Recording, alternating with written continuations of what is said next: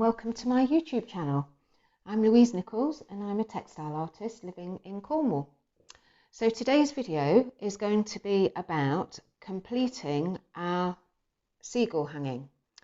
So the last video was all about adding the stitches, the running stitch, the French knots and the couching. And today is going to be about finishing that piece and making it into the hanging. I'm going to do another video that just focuses on French knots and couching, just to talk about a few variations. It's going to be very basic, but sometimes, you know, people need to start somewhere, don't they? So I thought that would be a helpful video to do.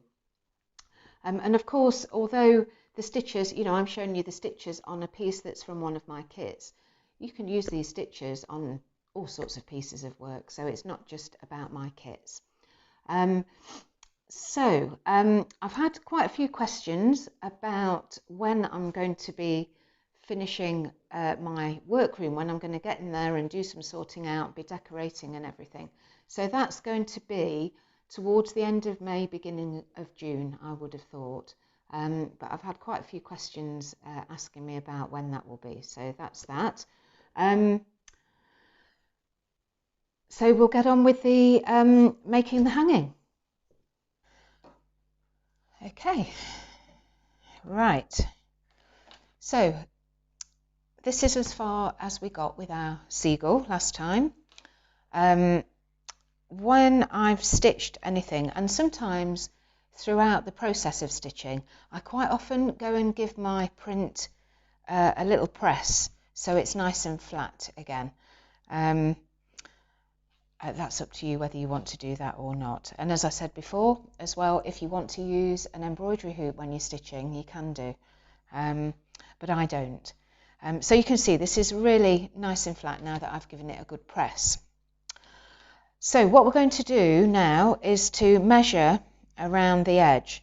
Now in the instructions for the seagull, it tells you to measure from the edge of the print 1.5 centimetres. You can measure from the corners where the felt is if that's easier, but 1.5 centimetres.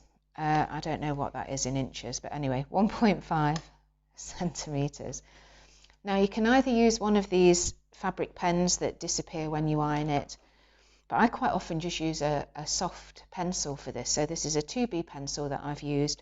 You're not going to see these pencil lines at all because they're going to be inside the seams when you machine the hanging together. So I don't worry too much about it. So I usually do one at the bottom here, and again 1.5 centimetres there.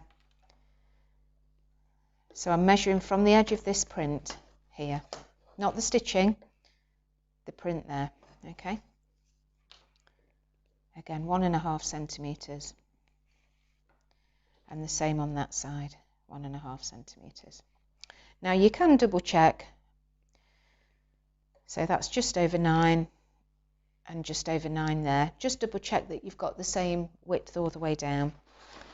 And of course, if you are a quilter and you have one of those fantastic see-through square rulers or the ones that you use with the rotary cutters, you can use that. That's absolutely fine. I do have those, but not everybody does, so I wanted to show it you this way, just using a ruler and a pencil.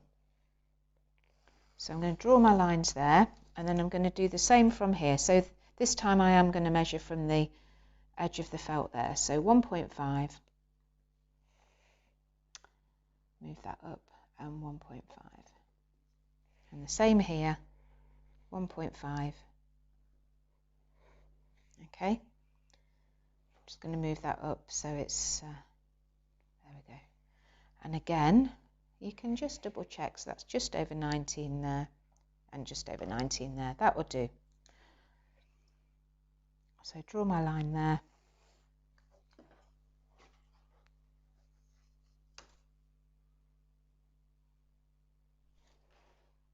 And then I'm going to draw my line there. Sorry if that last one was out of shot.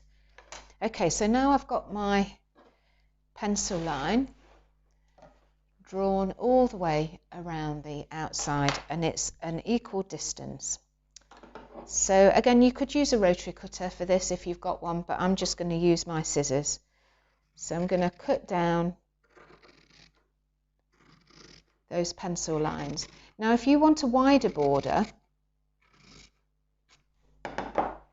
so this measurement gives you that distance for your border, but if you want a wider one, just measure further out. It doesn't matter. It's really up to you. You can see there I've not stayed completely on the line.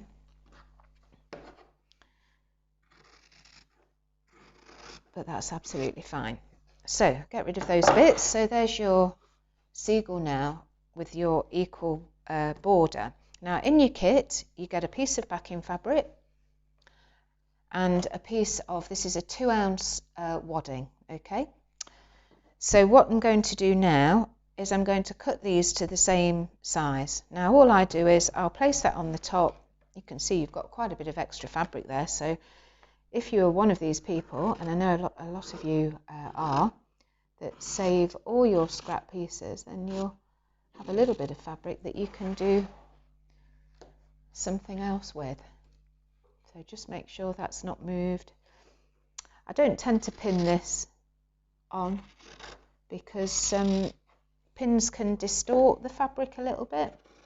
So just hold it down with your hand. That should be enough. And again, it doesn't matter if it sticks over the edge. Take your wadding. It's not quite. I'm going to cut it from this bit here.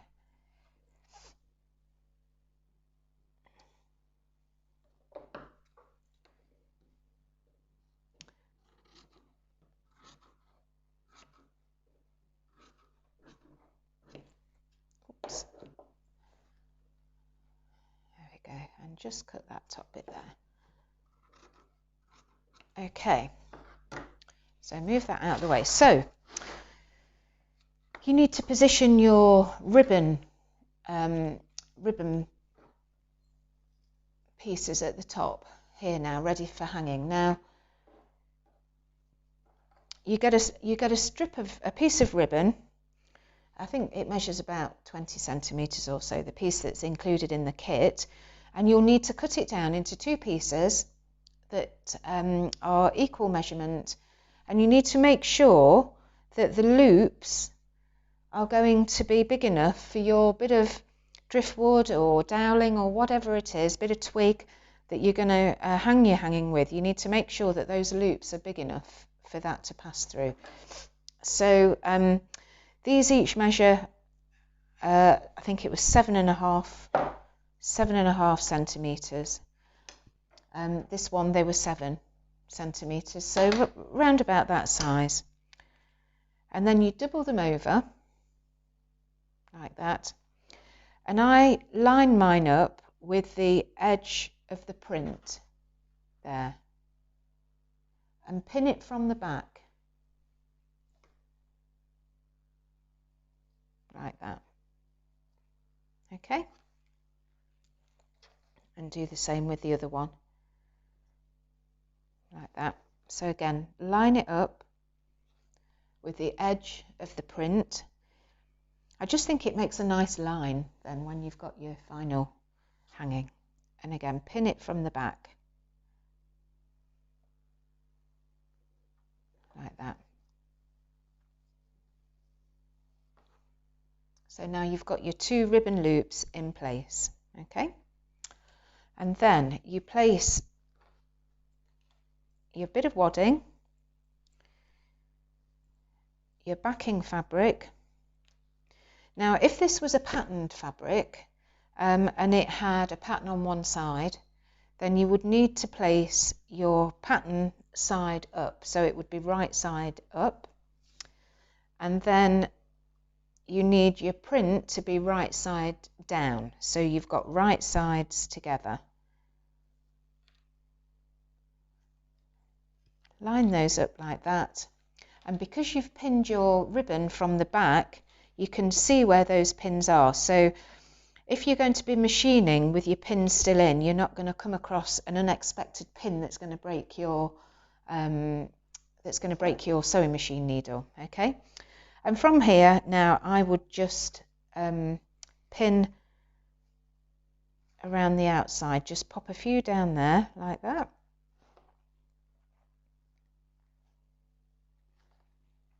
If you want to take these out and go through, so you're going through all 3 layers, you can do, it's up to you, but I tend to just pop an extra one in like that. I'll pop one in at the top,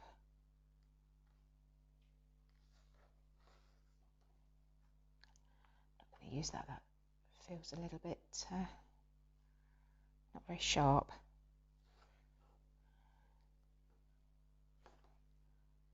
So all the way down the side, and again when you get to those bottom corners, if you want to pop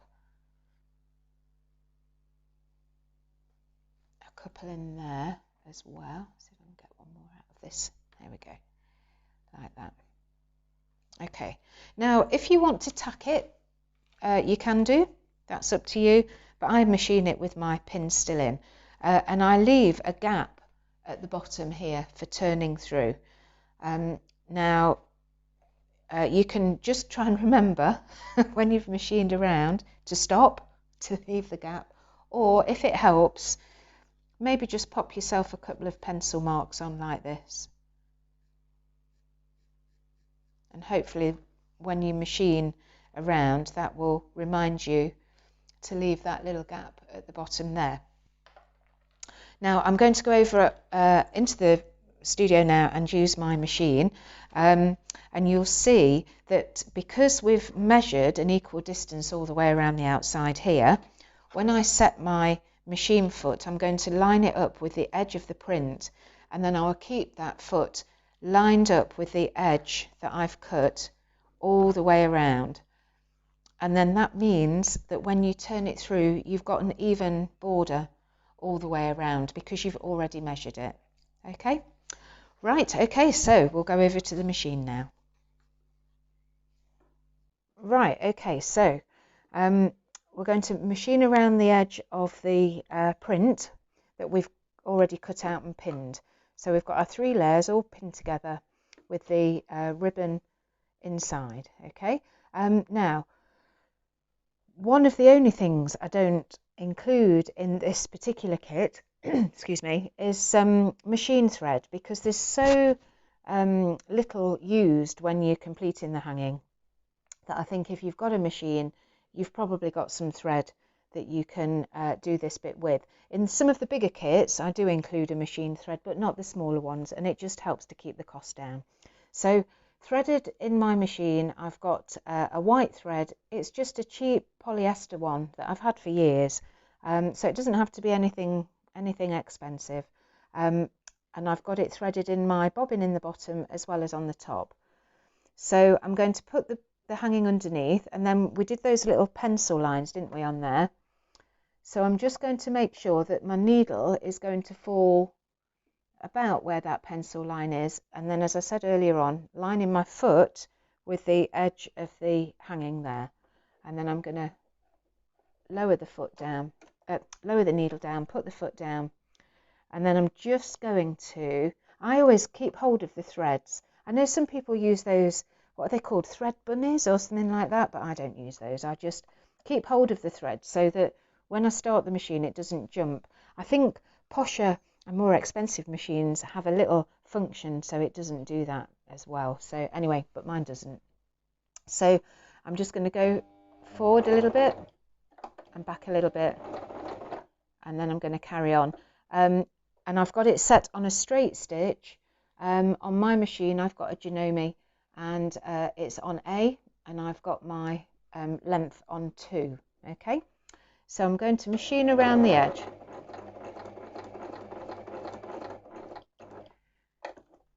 Pick it up and turn it, again keeping that foot in line with the edge.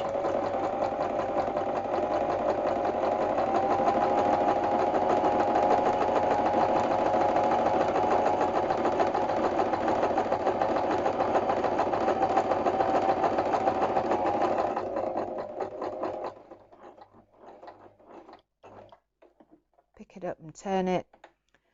Now I've pinned my put my pins quite far in, so although it's pinned it together, at the minute I've not had to go over any of the tips of the pins, but here where the ribbon is, I'll need to machine over, so I just tend to go sort of very slowly, and then if I do hit it, it's not going to break my needle.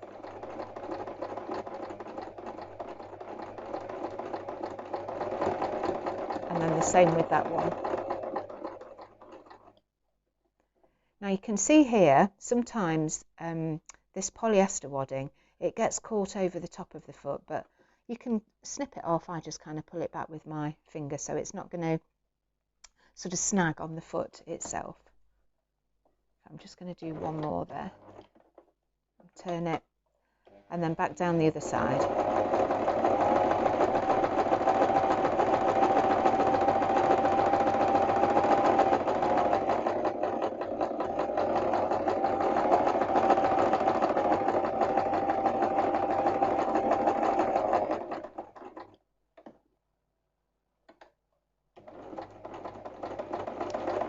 And now, because you've put your pencil mark in, you can see where you need to stop.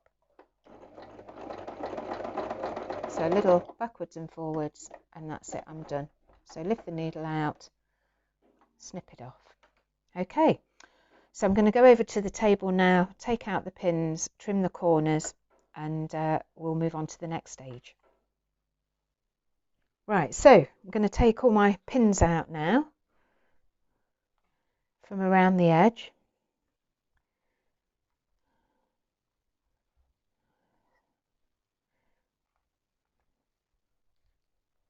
As I said, if you prefer to tack it, you can do. And then I'm going to trim the corners, so that gets rid of the bulk in the corners. So you can either go round or I sort of just do a bit of a curve like that.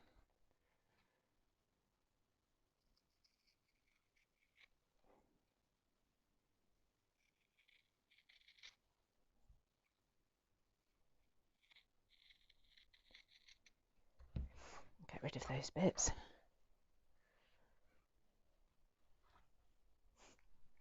Okay, so now we're going to turn the hanging through.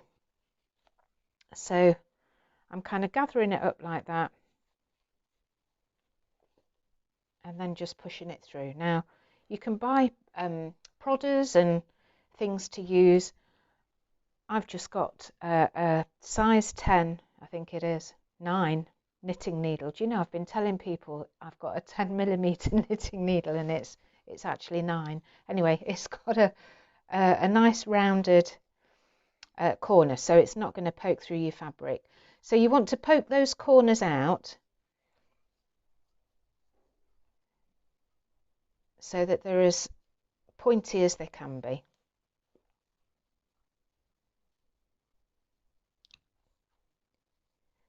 Like that.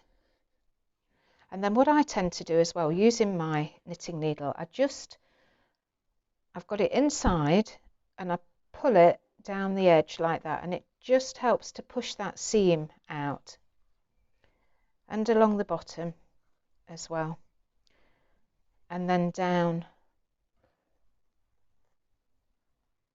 on that side like that. There you go. So there's your hanging. So I'm going to give it a press now. I'm just going to switch my iron on.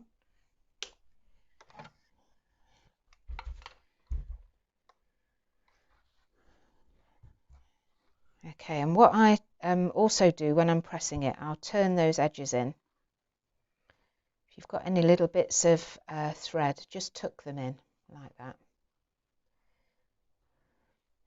Now, because it's a polyester wadding inside, what you don't want to do is to melt your wadding as you're ironing it. So again, I use a bit of baking parchment like I do when I iron on my interfacing, and just lightly press over the back first of all, turn it over and do the front. Now you can see I've got steam on there, as well. Switch that off. Okay, so you can see that's nice and pressed now. And I'm now going to do a machine line all around the edge there. If you don't have to do that, if you want to just slip stitch this gap together, you can do, or you could hand sew back around the edge as well. But I'm going to machine mine, so I'm going to go back to the machine now.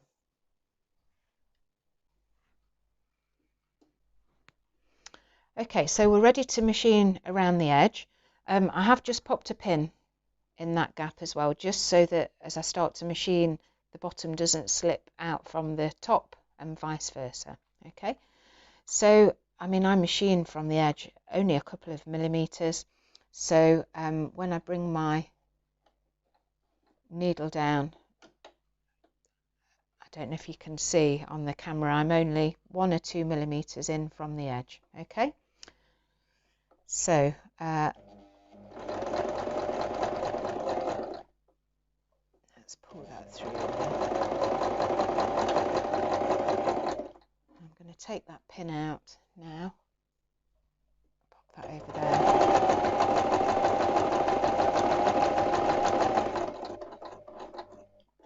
Again, right on the edge.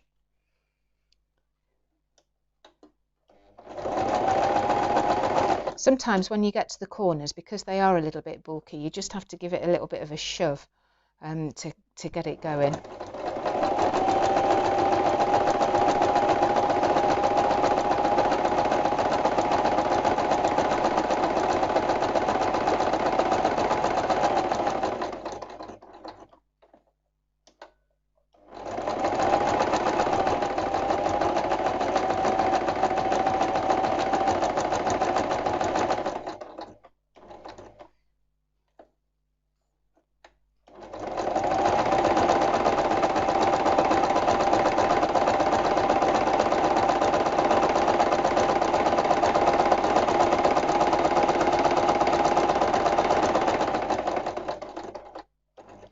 Just going to do a couple more stitches again on that bottom bit forwards and just go backwards a bit, and then I can just snip off the threads.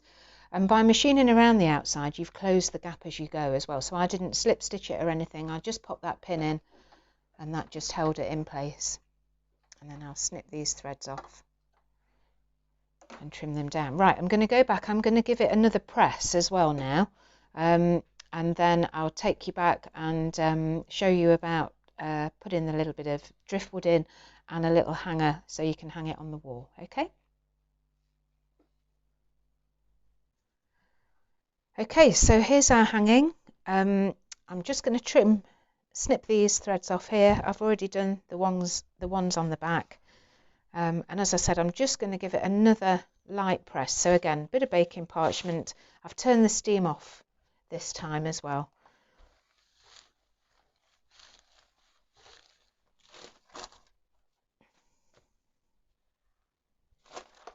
And then on the back as well, and that's it. Okay,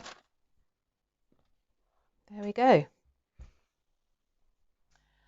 Okay, so here's our finished hanging, and this is the little bit of driftwood I'm going to use. I did have this other piece as well, but I've decided I prefer the one with a little bit of shape to it.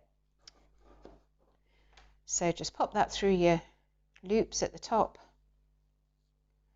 like that. Now you could just pop a hook or a pin in the wall, but I like to make a little loop. So this is just a bit of quite fine linen string, I suppose. I use it for all my labels and things, when I'm tying labels onto things, and I use it for when I'm putting the tags on the kits as well. I use this. So you can see I've gone underneath the driftwood there, and I'm going to just knot it like that, and then I'm going to knot it again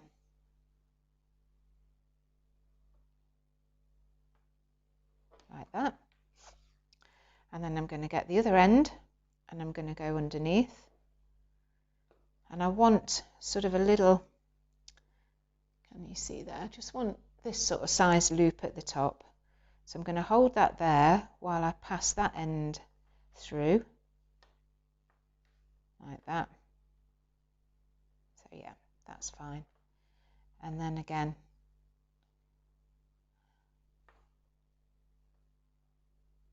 like that. And I just give it a pull, like that. Make sure your knots are nice and tight, and then you can snip off these ends like that, or leave them on if you want to, doesn't really matter. Okay, so that's our seagull hanging. You can move these along a little bit as well. Probably when you come to hang it on the wall, you'll need to maybe adjust it a little bit, depending on the weight, especially with a bit of driftwood that's not even.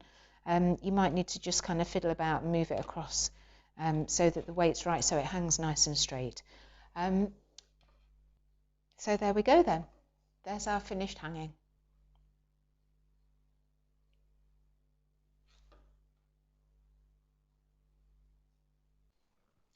Okay, so that's our seagull hanging all completed now, and I'll put a picture on at the end of it hanging on one of my walls. The next video is going to just tell you a little bit, go into a little bit more detail about what's included in the kits. I do two types of kits. I do a panel only kit and I do full kits. So I'm going to just explain the difference between the two in the next video, and then, as I said as well, I will do another video going into a little bit more detail about French knots in couching. So thank you very much for watching, and I'll see you next time.